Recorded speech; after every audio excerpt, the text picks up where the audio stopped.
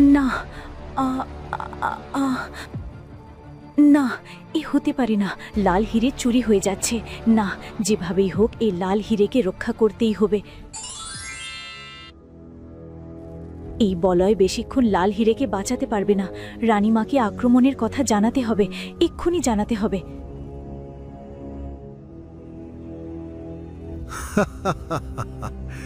লাল হীরের চারপাশে বলয়, সন্ন্যাসীর দেয়া মন্ত্রে এই বলয় চুরমার হয়ে যাবে।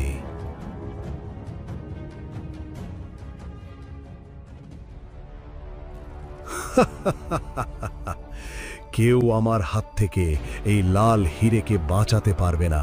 এই লাল হীরে আমার দরকার। সন্ন্যাসী বলেছে পরীদের এই লাল হীরে বিশেষ ক্ষমতা সম্পন্ন। এই লাল হীরে পেলে আমার পুত্র সন্তান হবে, আমার রাজবংশ রক্ষা হবে।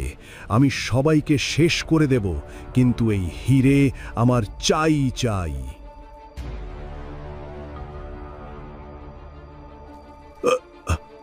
এটা এটা কি হলো?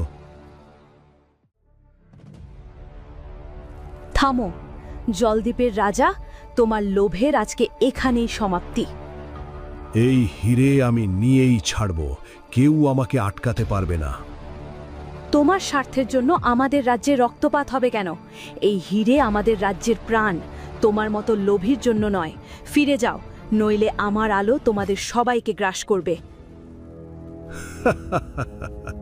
তোমার মতো একটা সামান্য পরী আমাকে থামাবে?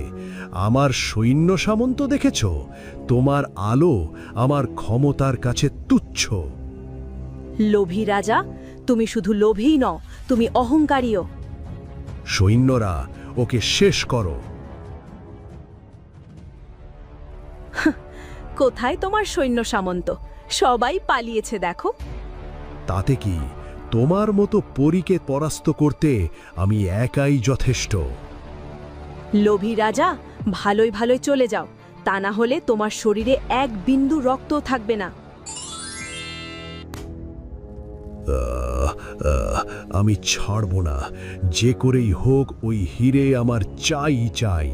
আমি ওই হীরে যে করেই ছিনিয়ে নেব।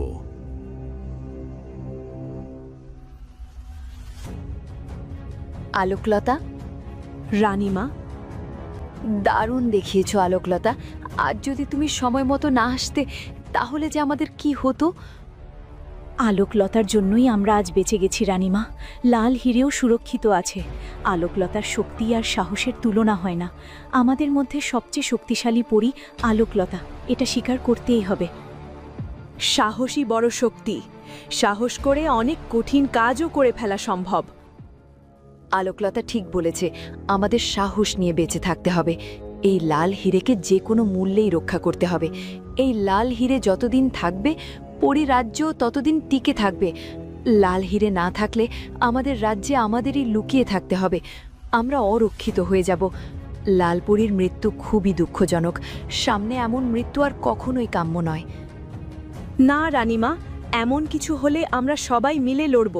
এটা আমাদের সকলের অস্তিত্বের প্রশ্ন। কিন্তু এই যুদ্ধের দাগ মুছে যাবে না সহজে। আমাদের সতর্ক থাকতে হবে। জলদ্বীপের লোভী রাজা আবার ফিরে আসতে পারে।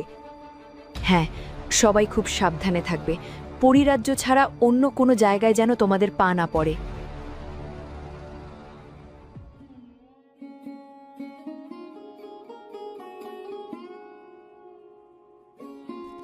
যত যাই হোক, পৃথিবীর ফুল বাগানের মতো এত সুন্দর সুন্দর ফুল পরিরাজ্যের কোনো বাগানে পাওয়া যাবে না।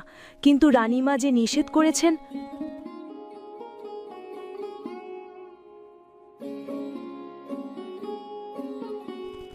সত্যি, পৃথিবীর বাগানের কোনো তুলনা হয় না।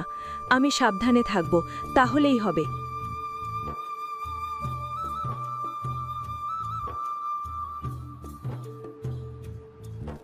কে কে ওখানে? কে? আহা, আহ, এটা এটা কি কি জ্বলছে? তাহলে কি আমাকে ঘায়েল করার অস্ত্র এই ফণী মনসা? সারা শরীরে যেন বিষ ছড়িয়ে পড়ছে। আমার শক্তি শেষ হয়ে যাচ্ছে।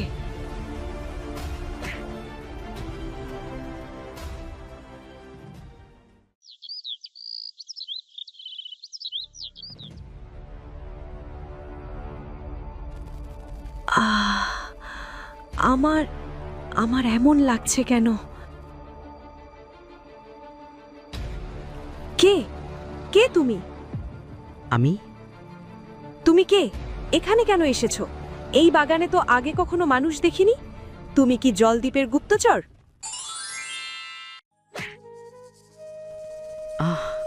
আমাকে এভাবে ব্যথা দিলে কেন? আমি তো তোমার কোনো ক্ষতি করতে আসিনি। আমি অজয়, একজন সাধারণ পথিক। পথিক? হ্যাঁ, হাঁটতে হাঁটতে তোমাকে মাটিতে পড়ে থাকতে দেখলাম। তোমার ডানায় কাঁটা বিঁধেছিল, সেটা তুলে দিলাম। তোমায় আঘাত করার ইচ্ছে ছিল না। আমি ভেবেছিলাম তুমি আমাকে মারতে এসেছিলে। আমি তোমাকে মারব কেন? তুমি এমনিতেই আহত। কিন্তু ফণি মনসার কাঁটা। না, কিছু না। এই কাঁটা হয়তো আমাকে কিছু সময়ের জন্য কাবু করে ফেলেছিল। ব্যাপার না, আমি সামলে নেব। মনে হচ্ছে এই কাঁটা তোমাদের পুরীর জন্য মারাত্মক জিনিস। তা জানি না, হয়তো। হয়তো কি? না, কিছু না। আমি দুঃখিত। আমাদের রাজ্যের যুদ্ধের পর থেকে আমি সবাইকে সন্দেহ করছি। তুমি আমাকে ক্ষমা করো। তোমার কপাল থেকে রক্ত পড়ছে, আমি সারিয়ে দিচ্ছি। বাহ, এত তাড়াতাড়ি সুস্থ হয়ে গেলাম। আমি শুনেছি তোমাদের কথা। তোমরা নাকি অসাধ্যকে জয় করো, অপূর্ব সুন্দর রাজ্যে বসবাস করো। হ্যাঁ, তা ঠিক। আমাদের রাজ্য খুবই সুন্দর। সেখানে পরীরা সবাই মিলেমিশে থাকে। আমি রাজ্যের শক্তির জন্য পরিচিত। আমার নাম আলোকলতা। শক্তির জন্যে পরিচিত? তাহলে তুমি নিশ্চয়ই খুব শক্তিশালী। তোমাকে দেখেই বোঝা যাচ্ছে তুমি আলোর মতো শক্তিশালী, কিন্তু তোমার লতার মতো নরম মন আছে। সবাই তাই বলে, কিন্তু কিন্তু কি? না, কিছু না। আমি আজ আসি। আবার এই কাঁটা?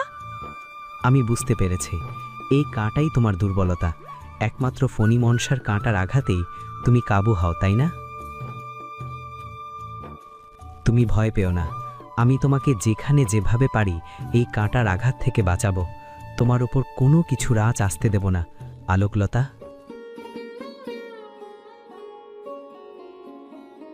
কি মিষ্টি মায়াবী পড়ি। এস, আবার যদি দেখা হতো।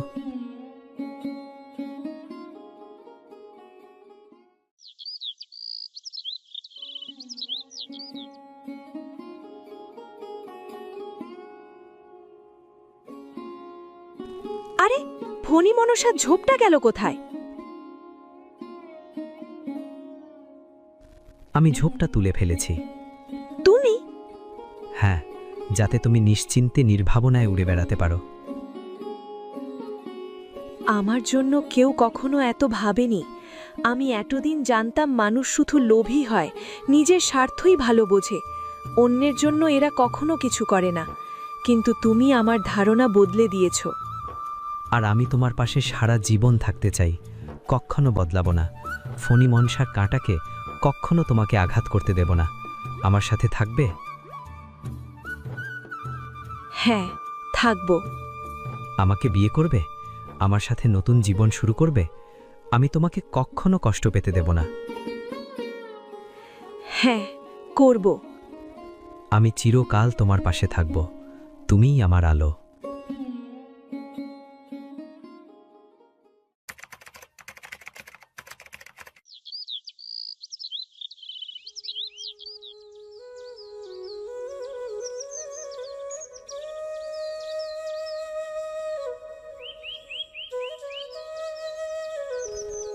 কি হলো? তুমি এভাবে মন খারাপ করে বসে আছো কেন? আলোকলতা, আমার মা মরতে বসেছে। তার শরীর খুব দুর্বল, শেষ নিঃশ্বাস নিচ্ছে। সে কি? কি বলছো? চলো, আমি তাকে দেখতে যাব। আমরা তাকে দেখতে গেলে কোনো লাভ হবে না। তার এখন সুস্থ হয়ে ওঠা প্রয়োজন, কিন্তু কোনো কবিরাজ বৈদ্য তাকে সুস্থ করতে পারছে না। সে কি? তাহলে এখন? শুনেছি তোমাদের পরিরাজ্যে নাকি একটা লাল হিরে আছে, যেটার রয়েছে অসীম ক্ষমতা, যা কিনা সকল রোগের ঔষধ। হ্যাঁ, কিন্তু সেটা তো খুবই গোপনীয়। আমি তোমার কাছে একটু সাহায্য চাই আলোকলতা। লাল হীরের একটু নির্যাসে আমার মা বেঁচে উঠতে পারে। শুধু একবার আমাকে লাল হীরের কাছে নিয়ে যাও, সামান্য একটু নির্যাস প্রয়োজন আমার। কিন্তু এটা আমাদের রাজ্যের প্রাণ, কত রক্তপাত হয়েছে এর জন্য। যদি কিছু হয়ে যায় আমি সব হারাবো, পরীরা আমাকে ক্ষমা করবে না। তুমি আমার উপর ভরসা করছো না? আমি তোমাকে ভালোবাসি, তোমার জন্য আমি জীবনও দিতে রাজি। আমি তোমার কোনো ক্ষতি হতে দেব না। আমাকে শুধু সামান্য একটু নির্যাস নিতে দাও, আমার মাকে বাঁচাতে দাও।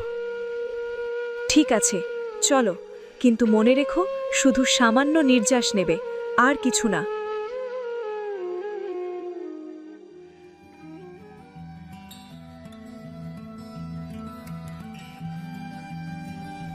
এই সেই হীরে?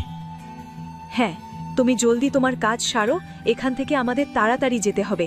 কেউ দেখে ফেললে সর্বনাশ হয়ে যাবে। হ্যাঁ হ্যাঁ, অবশ্যই। অজয়, এটা কি করলে? তুমি এটা করলে? তুমি আমার সাথে বিশ্বাসঘাতকতা করলে কেন? আমি তো তোমাকে বিশ্বাস করেছি, ভালোবেসেছি।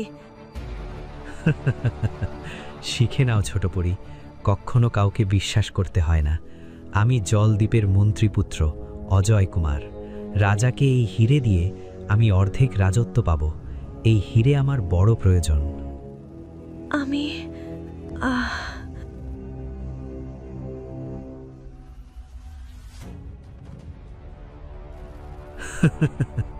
লাল হীরে, অবশেষে তোমাকে আমি হাতে পেলাম। না, পরীগুলো বড্ড বোকা।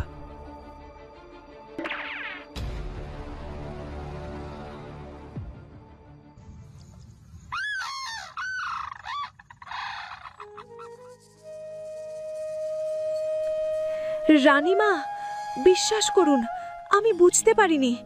আমি যেভাবেই হোক লাল হীরে এনে দেব। আমাকে একটা সুযোগ দিন। তুমি বিশ্বাস ভেঙেছ। একজন মানুষকে তুমি হীরের কাছে নিয়ে এসেছো। কত বড় ভয়ঙ্কর কাজ করেছো বুঝতে পারছো না? রানীমা, আলোকলতাকে একটা সুযোগ দিন। না, কোনো সুযোগ দেয়া হবে না। আমি প্রতারিত হয়েছি। সে আমাকে ভালোবাসার নামে ধোঁকা দিয়েছে। আমাকে আর শাস্তি দেবেন না রানীমা। না, যে আমাদের এত বড় ক্ষতি করেছে তাকে আমাদের রাজ্য থেকে বিতাড়িত করতেই হবে। এই, ওর ডানা কেড়ে নাও। দাঁড়িয়ে আছো কেন? যাও।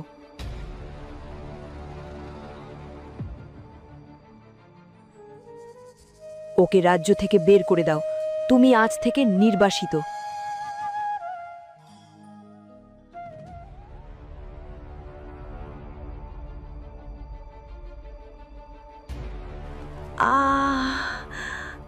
এত যন্ত্রণা।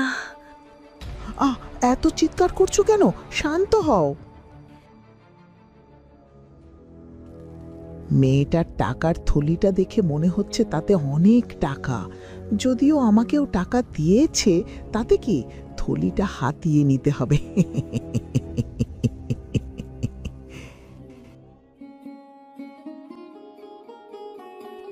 শোনো, তোমার ছেলে হয়েছে, আমি চলি, বুঝলে?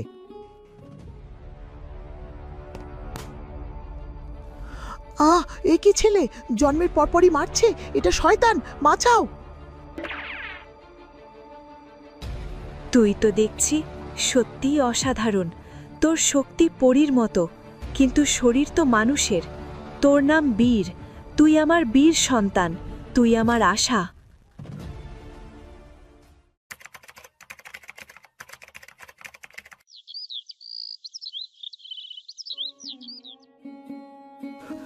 এই বীর, চল আজ আমরা লুকোচুরি খেলি। বেশ, তো আমি জঙ্গলে লুকোবো। জঙ্গলে?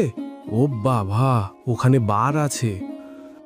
আরে তো ভাবিস না তো, বাঘ কিছুই করতে পারবে না। বীর, চারদিকে এমন নীরব হয়ে গেল কেন? তাই তো, কোনো পাখির আওয়াজও পাওয়া যাচ্ছে না। বীর,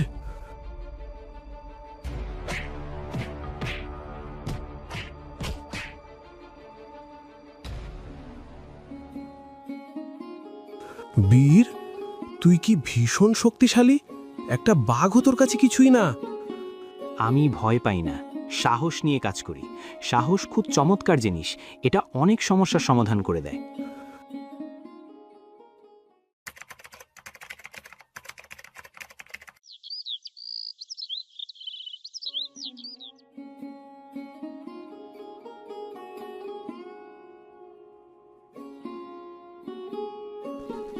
ছেলেটা মানুষ, কিন্তু শক্তি পরীর। সে সৃষ্টিকর্তা, আমার ছেলেটার ভাগ্যে ভালো কিছু রেখো। চাচি, ও চাচি। কিরে, এভাবে ছুটছিস কেন? বীর বিশাল বড় এক মাছ মেরেছে, আমি একা নিয়ে আসতে পারবো না। তুমি একটু আমার সাথে চলো না চাচি। আস্তে আস্তে, একটু জিরিয়ে নে, আমি আসছি। আরও কাহিনী আছে, শুনো না। বীর এক হাতেই বিশাল একটা পুকুর কেটেছে। এত বড় পুকুর এই গ্রামে আর কারো নেই। আচ্ছা আচ্ছা, ঠিক আছে, বুঝলাম। তুই কিছুক্ষণ বসে জিরিয়ে নে, আমি আসছি।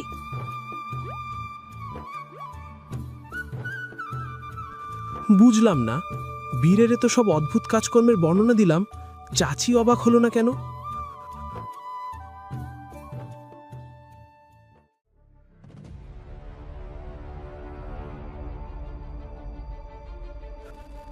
একের পর এক দুঃসংবাদ, কোনো আশার আলোই আমি দেখতে পাচ্ছি না।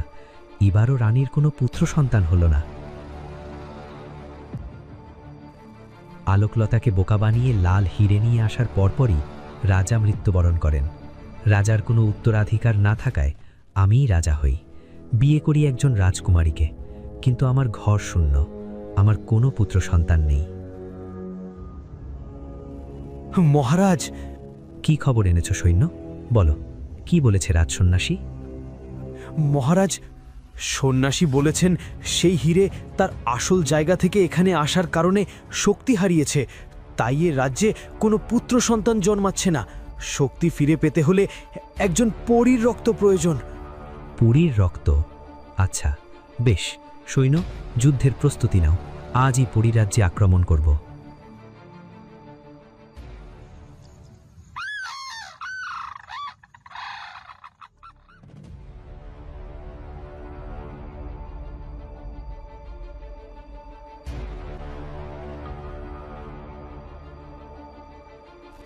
আমরা পুরী রাজ্যে কোনো পরীদের দেখা পাইনি, কিন্তু পরীদের খুঁজে পাচ্ছি না কেন? কি আশ্চর্য ব্যাপার! আমিও কিছু বুঝতে পারছি না মহারাজ, সব পরী যেন নিমিষে পালিয়ে গেল।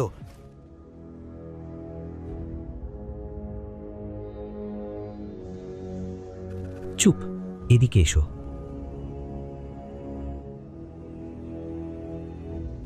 আলোকলতা এখানে? যাক, আমার সমস্যার সমাধান তাহলে হয়ে গেছে।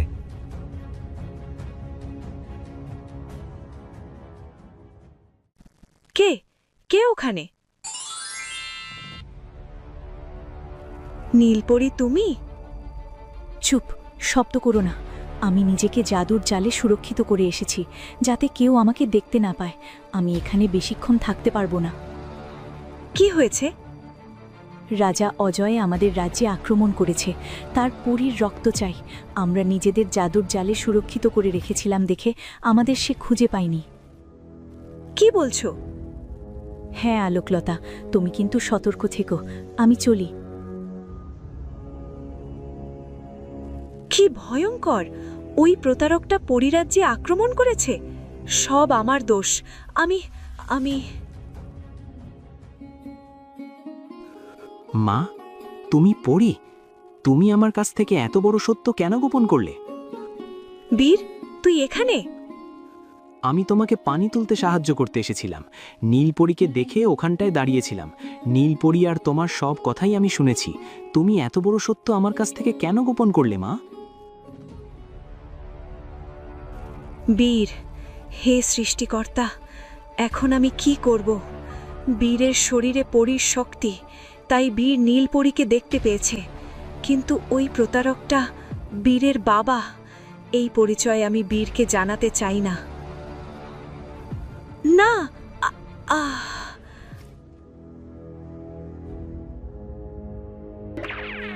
বীর, বীর, শিগগির যা, চাচিকে রাজার লোকেরা ধরে নিয়ে গেছে। কি বললি? আমার মাকে ধরে নিয়ে গেছে? এত বড় সাহস!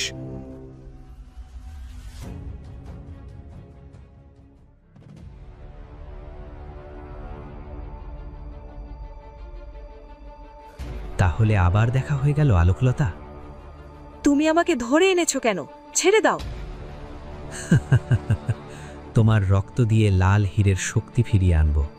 আমার যে বংশ রক্ষা করতে হবে। তা তুমি কোনো দিনও করতে পারবে না। এই হীরে ফিরে যাবে তার আসল জায়গায়। আমি ব্যর্থ হতে পছন্দ করি না আলোকলতা। চলো, তোমার পুরনো ভয়, সেই ফণি মনসার কাঁটা দিয়েই শুরু করা যাক। না! আহ! বীর! কে তুমি? পরীর ছেলে বীর। শয়তান রাজা, তুমি আমার মাকে ধরে নিয়ে এসেছো?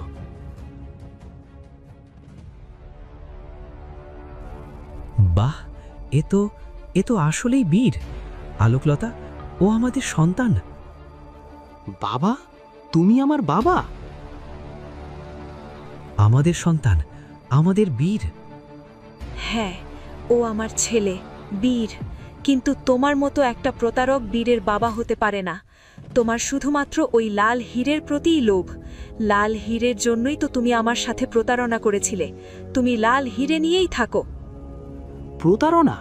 লাল হীরের জন্য প্রতারণা? হ্যাঁ বীর, এই লোকটা পরিরাজ্য থেকে লাল হীরে চুরি করার জন্য মিথ্যে ভালোবাসার নাটক করে আমাকে বিয়ে করেছিল। এই লোকটা একটা প্রতারক। এর জন্যই আজ আমি পরিরাজ্য থেকে নির্বাসিত। একটা প্রতারককে তুই বাবা বলে পরিচয় দিস না বীর। কি বলছো আলোকলতা? বীর আমার ছেলে, তুমি আমার স্ত্রী। তোমরা আমার সাথে থাকো, আমরা তিনজন মিলে রাজ্য চালাবো। না, তোমার রাজ্য লোভ আর রক্তের উপর দাঁড়িয়ে আছে। তুমি আমার বাবা নও। কোনো স্বার্থপর লোভী প্রতারক আমার বাবা হতে পারে না। কি বলছিস বাবা? এই রাজ্য তোর, সবকিছু তোর। আমাকে তোমরা ক্ষমা করে দাও। না, তুমি কোনো ক্ষমা পাবে না। আর আমি কিছুই চাই না। যে রাজ্য প্রতারণার উপর দাঁড়িয়ে আছে, সে রাজ্য আমি চাই না।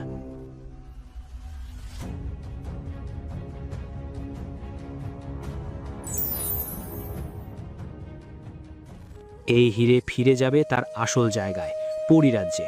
চলো মা। না না বীর, একটাবার শোন বাবা। না, আমি মায়ের সাথে গ্রামে ফিরব, যেখানে কোনো প্রতারণা নেই, কিন্তু শান্তি আছে। চলো মা, চলো।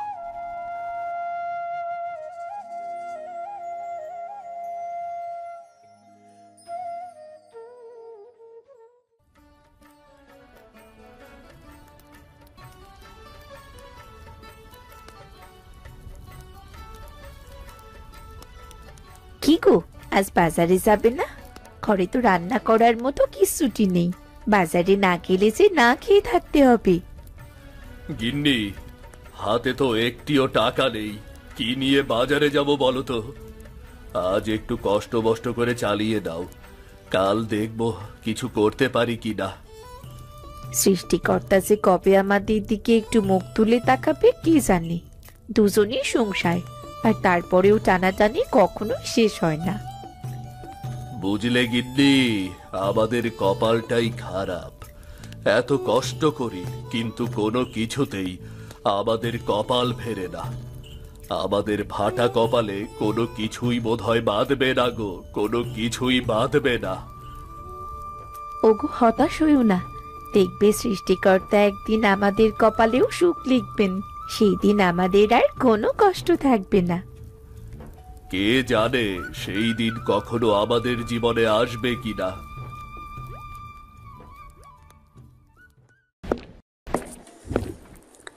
কি ভাবছেন এই কার্টুনগুলো কিভাবে বানাই? কোনো চিন্তা নেই। আমাদের অফিস এফএস ক্রিয়েশনে হাতে কলমে শেখানো হচ্ছে 2D অ্যানিমেশন। অনলাইন কোর্সে আজই জয়েন করুন। দিনু ছিল একজন কৃষক। দিনু যতই পরিশ্রম করুক না কেন, তার ভাগ্যে কখনো ভালো কিছু জুটত না। ভোরে ঘুম থেকে উঠে সে মাঠে যেত, সূর্য ডোবার পরই ফিরত। ধান লাগাতো, কিন্তু পোকায় সব নষ্ট করত। সবজি লাগালে দাম পড়ে যেত, কষ্ট যেন তার পিছু ছাড়ত না।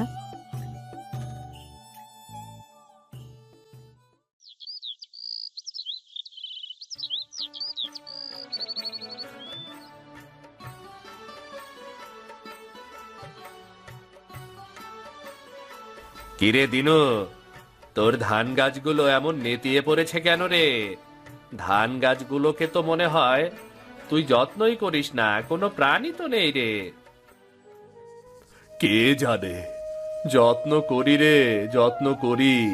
দেখ, তোরা যেমন করে চাষ করিস, আমিও তো তোদের মতো করেই চাষ করি, কিন্তু আমার ফসল কখনোই হয় না, কখনোই না। দিনু, রোদটা বেশ চড়েছে রে, আর দুপুরের খাবার সময় হয়ে গেছে। চল চল, কোথাও গিয়ে বসে খেতে খেতে কথা বলবো, চল। ঠিক আছে, চল।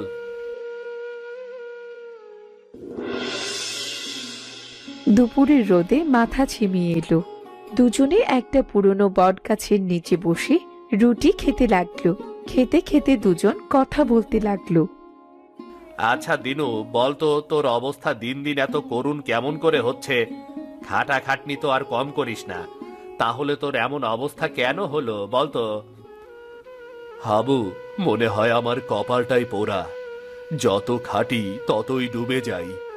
আমি সারা জীবন ক্ষেতের পেছনে হেঁটেই গেলাম, কিন্তু ক্ষেত আমাকে কখনো কিছুই দিল না, কিছুই দিল না। শোন দিনু, এমন করে ভেঙে পড়িস না। দেখিস, হয়তো তোর কপালে অনেক ভালো কিছুই আছে, তাই সৃষ্টিকর্তা তোকে এত কষ্ট দিচ্ছে। দেখবি কোনো একদিন হঠাৎ তোর ভাগ্য বদলে যাবে। জানি না আমি কি যে করব, কিছুই বুঝতে পারছি না। দিন দিন ঋণের বোঝায় ডুবে যাচ্ছি, সংসারটা ঠিক মতো চালাতে পারছি না। আমার বড্ড খিদে পেয়েছে রে বাবারা, আমায় একটু খাবার দেবে? ক্ষুধার জ্বালায় আমি ঠিক মতো হাঁটতেও পারছি না। আজ সারাটা দিন হলো পেটে কোনো দানা পানিও পড়েনি। এসো বুড়িমা, এসো, বসো এখানে। বাবারে, বড্ড খিদে পেয়েছে, একটু খেতে দে না বাবা। এই নাও বুড়িমা, এই রুটিটা তুমি খেয়ে নাও। তুই নিজে ক্ষুধার্ত হয়েও আমায় তোর রুটি ভাগ করে দিচ্ছিস বাবা। বুড়িমা, খালি পেটে থাকা যে কি কষ্ট আমি জানি গো। তোমাকে আমায় নিয়ে চিন্তা করতে হবে না, তুমি রুটিটা খেয়ে নাও।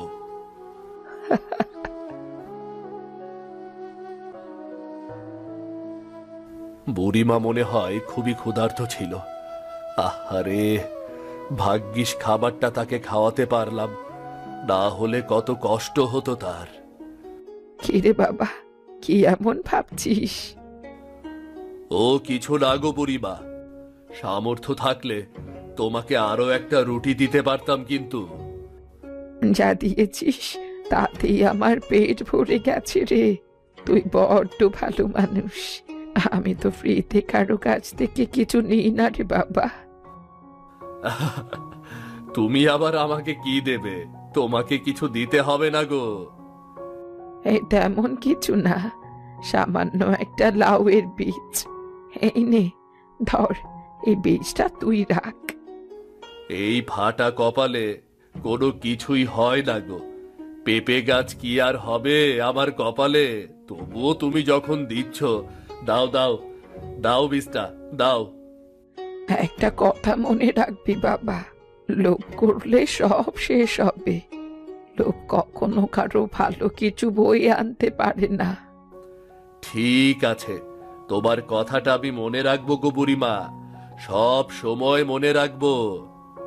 ভালো থাকিস বাবা, আমি গেলাম।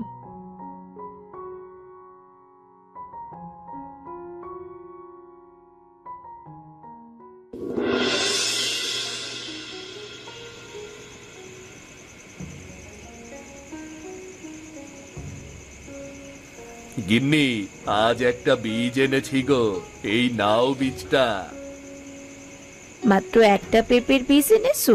তা বুঝলাম, তা একটা এনেছো কেন? আর কটাও তো আনতে পারতে। পেঁপের বীজটা আমাকে ওই বুড়িমা দিয়েছে গো। বুড়িমা তোমাকে মাত্র একটা পেঁপের বীজই কেন দিল? আমার বড্ড খিদে পেয়েছে রে বাবারা, আমায় একটু খাবার দেবে? ক্ষুধার জ্বালায় আমি ঠিক মতো হাঁটতেও পারছি না। আজ সারাটা দিন হলো পেটে কোনো দানা পানিও পড়েনি। এই নাও বুড়িমা, এই রুটিটা তুমি খেয়ে নাও।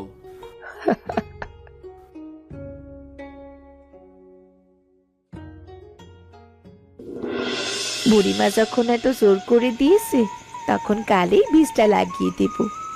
সৃষ্টিকর্তা চাইলে এর থেকে ভালো কিছু হতে পারে। ঠিক আছে, কাল সকালে বীজটা লাগিয়ে দিও। জানি পোড়া কপালে কিচ্ছু বাঁধবে না, তবুও আমাদের মতো গরিব মানুষেরা আশা করেই তো বাঁচবে, তাই না? আশা তো রাখতেই পারে।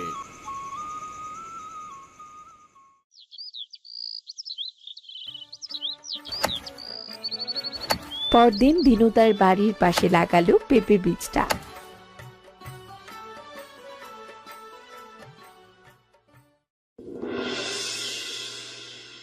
কিছুদিন পরই বীজ থেকে বেরোলো ছোট্ট চারা।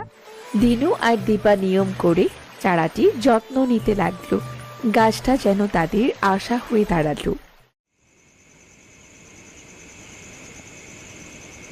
কিছুদিন পরই গাছটা বড় হলো।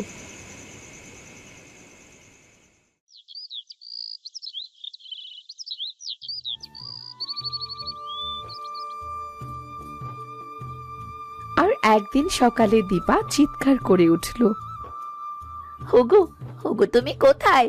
তাড়াতাড়ি এইদিকে এসো। কোথায় গেলে গো? তাড়াতাড়ি এসো, এত সময় লাগে নাকি গো? কই গো? আরে বাবা, একটু আস্তে চিল্লাও। এত সাত সকালে এভাবে কেউ চিল্লায় নাকি?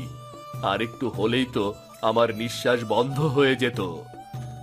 আরে আমার নিঃশ্বাসের কথা পরে বলবো, আগে দেখো আমাদের পেঁপে গাছে পেঁপে না ধরে লাউ ঝুলছে গো। কি যে বলো না গিন্নি, বলো পেঁপে গাছে পেঁপে ঝুলছে। পেছনে তাকিয়ে দেখো না কি গাছে কি ঝুলছে। হায় হায়, এ আমি কি দেখছি গো? পেঁপে গাছে আবার লাউ ধরে কেমন করে? এটা কি করে সম্ভব গো? সেটা তো আমিও বুঝতে পারছি না। এমন আজব ঘটনা তো আমি জীবনেও দেখিনি। গিন্নি, অত ভেবে কাজ নেই, যা হবার তা হয়েছে। এটা কিন্তু পাঁচ কান করা যাবে না।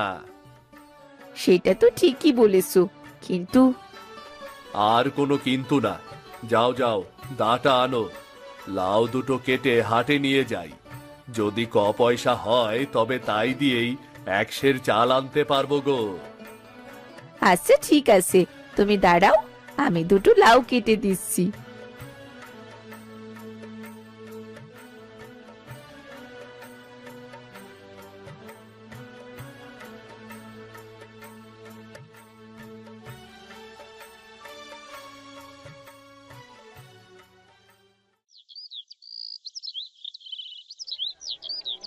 লাউ কিনবেন? লাউ, তাজা তাজা লাউ, বাড়ির গাছের প্রথম লাউ। নিয়ে যান, নিয়ে যান, লাউ লাউ, তাজা তাজা লাউ।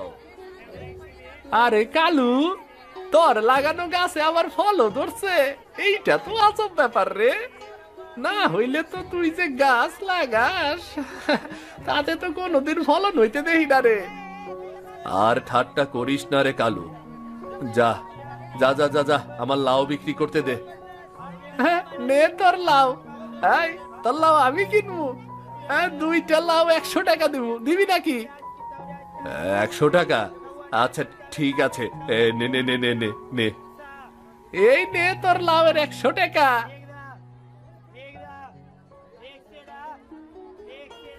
আরে বাহ, আজ আর খালি হাতে ফিরতে হবে না। এই টাকা দিয়ে অল্প হলেও কিছু তো বাজার করা যাবে নাকি?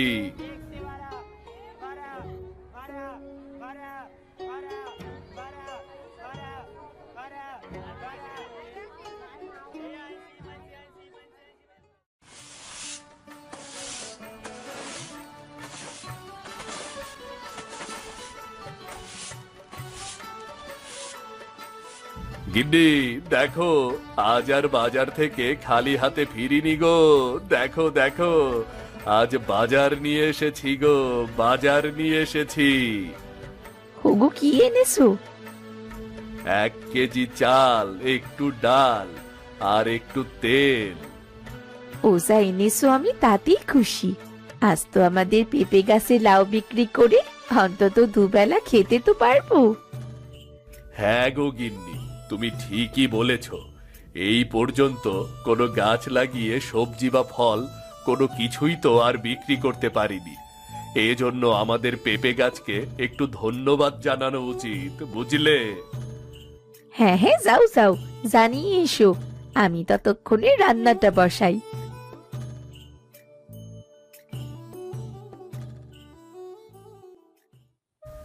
পেঁপে গাছ, তোকে অনেক ধন্যবাদ। আজ তোর দেওয়া লাউ বিক্রি করে একটু বাজার করে এনেছি। পেঁপে গাছ, যদি আর কটা লাউ দিতিস তাহলে আমাদের একটু স্বস্তি হতো। দুজন মিলে দুমুঠো খাবার ভালোভাবে খেতে পারতাম।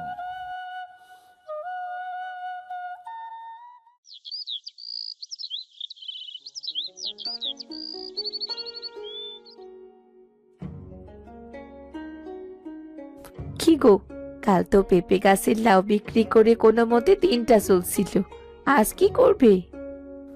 সেটাই তো ভাবছি। দেখি বাইরে কোনো কাজের ব্যবস্থা করতে হবে। চলো আগে পেঁপে গাছটার গোড়ায় একটু জল দিয়ে আসি।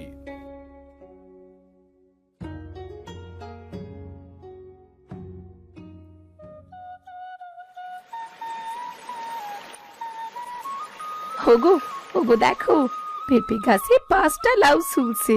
কাল তো একটা জালিও দেখিনি, তাহলে আজ লাউ কোথা থেকে এলো? গিন্নি, মনে হচ্ছে এটা জাদুর পেঁপে গাছ গো। জাদুর আবার গাছ হয় নাকি? হয় গো গিন্নি, হয়। কাল আমি পেঁপে গাছের কাছে একটু বেশি করে লাউ চেয়েছিলাম, আর পেঁপে গাছ আমার কথা শুনে আজ 5টা লাউ দিয়েছে গো। ওগো, সৃষ্টিকর্তা আমাদের মুখ তুলে চেয়েছেন গো। এই 5টা লাউ বিক্রি করে তো আমাদের সংসারটা বেশ ভালোভাবেই চলে যাবে। তা তো যাবে।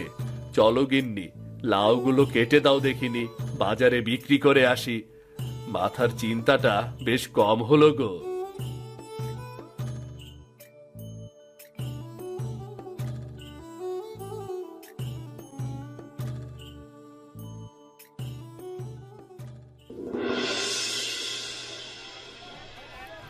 এরপর দিনু 5টা লাউ বিক্রি করে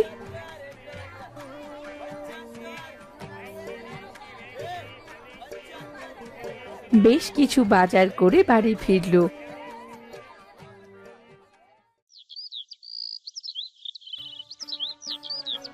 দিনু রোজ পেঁপে গাছ থেকে লাউ পাড়ত আর রোজ বাজারে বিক্রি করে সংসারের জিনিসপত্র কিনত। টুকটাক করে তাদের সংসার ভালোই চলছিল। কিন্তু একদিন, গিন্নি, এমন করে আর চলছে না। পেঁপে গাছকে রোজ 20টা করে লাউ দিতে বলতে হবে। রোজ রোজ এমন শাক পাতা খেতে ভালো লাগে না। আমাদেরও তো মনে চায় একটু ভালো মন্দ খেতে, নাকি? ওগো, তুমি এইসব কি বলছো? আগে তো আমাদের কপালে রোজ ভাতই জুটতো না, আর এখন তো এই পেঁপে গাছের জন্যে আমরা রোজ পেট ভরে খেতে পারছি। তাহলে তুমি আরো বেশি লাউ কেন চাইবে? না না না না, এমন করে সংসারটা চলবে না। মাঝে মাঝে একটু ভালো মন্দ খেতে ইচ্ছে হয়। ওগো, তোমার লোভ কিন্তু দিনকে দিন বেড়েই যাচ্ছে। যা আছে তাই নিয়ে খুশি থাকো না। বেশি লোভ করা কিন্তু ভালো নয়। এভাবে লোভ কোথায় দেখলে? সবার মতো আমিও একটু ভালোভাবে খাবো, পরবো, এইটুকুই তো আমার চাওয়া গো। তুমি সব সময় একটু বেশি বকো। তোমার কাজ তুমি করে যাও তো, যাও, আমাকে আমার কাজ করতে দাও। তুমি সব সময় একটু বেশি বকো। তোমার কাজ তুমি করো, যাও যাও যাও, আমাকে আমার কাজ করতে দাও।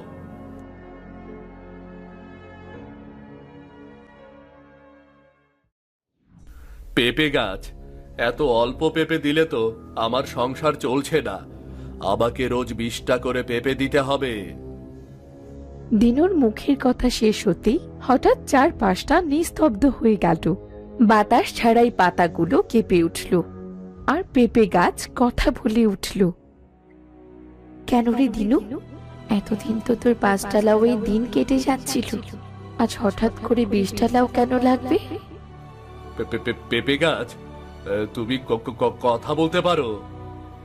হ্যাঁ, আমি জাদুর পেঁপে গাছ, তোর কথা শুনতেও পারি আবার কথাও বলতে পারি।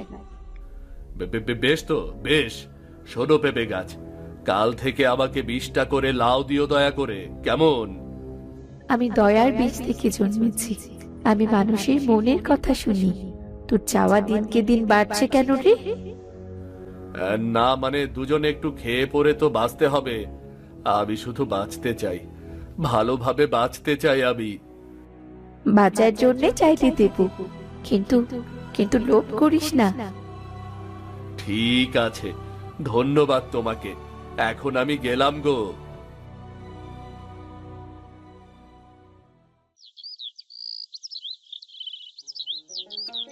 পরদিন গাছে 20টা লাউ ছুটল।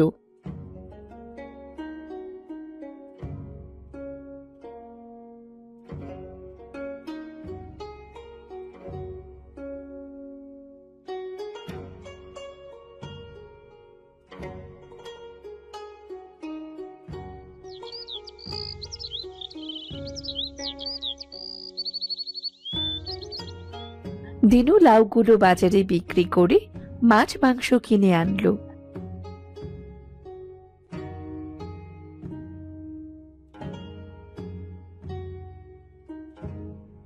দিনুদের জীবন খুব ভালোভাবেই চলতে লাগলো, কিন্তু দিনুর মনে এবার বিরাট বাড়ি বানানোর চিন্তা এলো।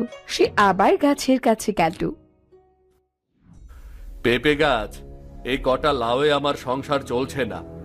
আমার আর ভাঙাচোরা বাড়িতে থাকতে ইচ্ছে করে না।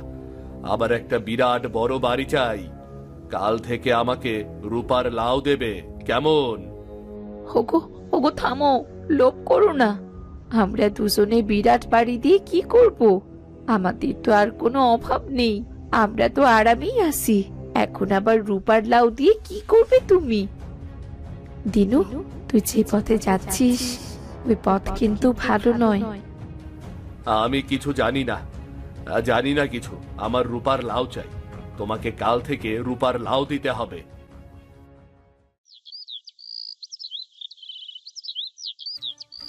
পরদিন পেঁপে গাছের উপর মতো করে চকচকে লাউ ঝুলতে লাগলো।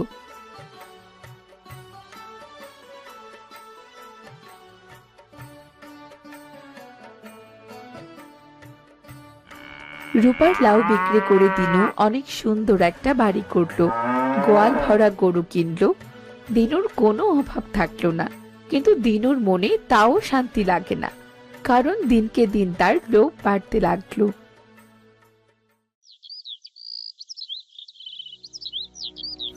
পেঁপে গাছ, রূপার লাউয়ে আমার অভাব শেষ হচ্ছে না।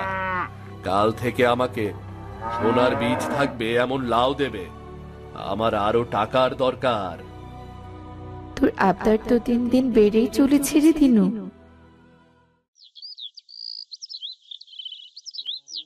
পরদিন থেকে তাই হতে লাগলো, রূপোর লাউয়ে সোনার বীজ।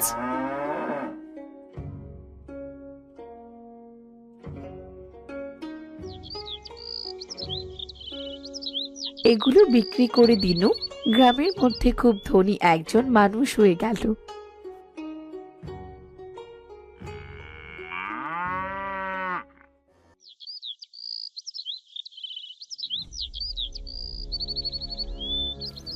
আজ আবার পেঁপে গাছের কাছে সোনার লাউ চাইবো। তুমি এত লোভ কেন করছো?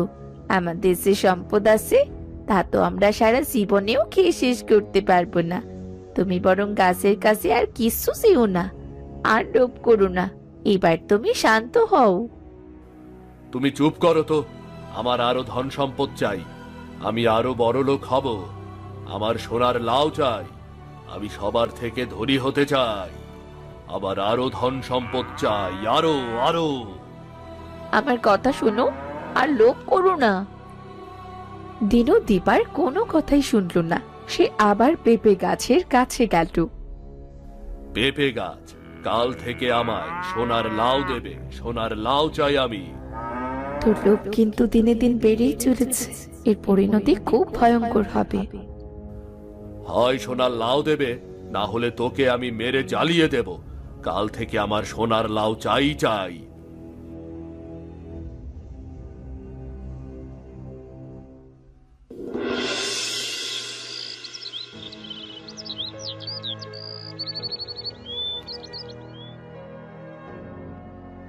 পরদিন ভোরে উঠে দিনু দেখে তার ঘর আগের মতোই ভাঙাচোরা। আগের মতো ঘরের চাল দিয়ে আকাশ দেখা যাচ্ছে। তার গায়ে আগের মতো পুরনো ছেঁড়া কাপড়। হায় হায়, এটা আমার কি হলো? আমার সুন্দর বাড়ি, টাকা পয়সা, ধন সম্পদ কোথায় গেল? আমার গায়ের সুন্দর জামা কাপড় কোথায় গেল?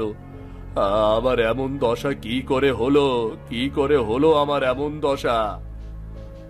পেঁপে গাছের কাছে তাড়াতাড়ি ছোট। দিনু ও তার বউ বাইরে গিয়ে দেখে পেঁপে গাছটা শুকিয়ে কালো কাঠ হয়ে দাঁড়িয়ে আছে। দিনু মাটিতে বসে কাঁদতে লাগলো। হায় হায়, এ আমার কি সর্বনাশ হয়ে গেল রে! আমি সব হারালাম, সব হারালাম, আমি সব হারালাম। এখন আর কেঁদে কি হবে? আমি তোমায় বারবার করে বলেছিলাম অত লোভ করো না, অত লোভ করা ভালো না, কিন্তু আমার কথা তো শোনোনি। এই সব কিছু তোমার লোভের জন্যই শেষ হয়ে গেল। সবাই বলে না, লোভে পাপ আর পাপে হয় বিনাশ। দয়ার ফল মিষ্টি হয় আর লোভের ফল হয় বিষ। আমি তোর ভালো মন দেখে তোকে আশীর্বাদ দিয়েছিলাম। তোর লোভী মনের জন্যেই আজ তুই সব হারালি। তোর সব কিছু শেষ হয়ে গেল। তুই তোর লোভের শাস্তি পেলি। পেঁপে গাছ আর কোনো কথা বলল না। গাছের জাদু শক্তিও শেষ হয়ে গেল। দিনুর জীবনে আর কোনো আলো ফিরল না। দিনুর জীবন ভরে গেল আবারও দুঃখ কষ্টে। তাই আমাদের সবার উচিত বেশি লোভ না করা। যার যতটুকু আছে সে তাই নিয়েই সন্তুষ্ট থাকা।